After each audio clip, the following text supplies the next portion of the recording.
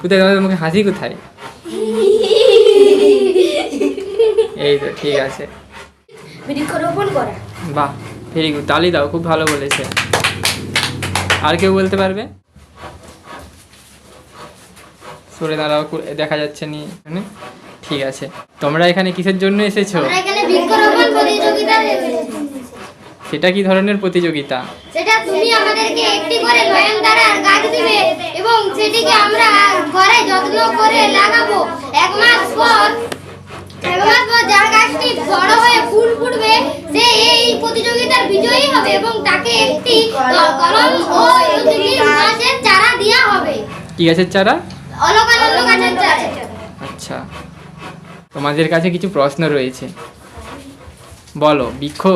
আমাদের বৃক্ষরোপণের প্রয়োজনীয়তা কি রয়েছে? কে বলতে পারো বৃক্ষরোপণ সম্বন্ধে? বৃক্ষরোপণ কেন প্রয়োজন বলো, কে বলবে প্রথমে? হ্যাঁ বলো, সামনে এসে ভালো করে বলো, একটু সবার থেকে আগে দাঁড়াও একটু। হ্যাঁ বলো।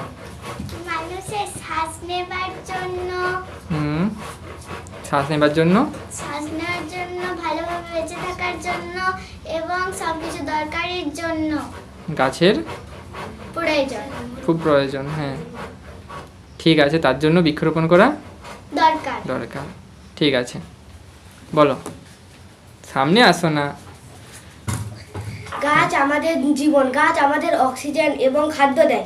গাছ থেকে আমরা আমাদের প্রয়োজনীয় বিভিন্ন জিনিসপত্র পাই, তাই আমাদের উচিত গাছ লাগানো। অথচ গাছ মানুষ কেটে ফেলছে, এর কারণে অক্সিজেনের ঘাটতি, দূষণ সব অনেক পরিমাণে বেড়ে যাচ্ছে। এই জন্য আমাদের উচিত বৃক্ষরোপণ করা।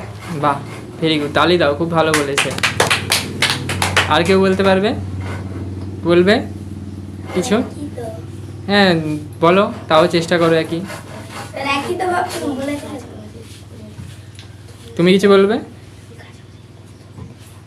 ঠিক আছে, ওই যে ওখানে একটি করে গাছ রয়েছে, একজন একজন করে বেছে নাও আর এখানে এসে দেখাও।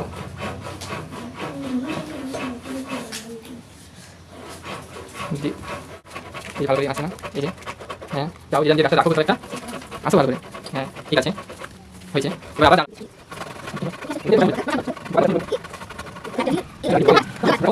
ক্যামেরাতে আর কম আছে, সেটা আবার নিয়ে যাও। আমার কম আছে।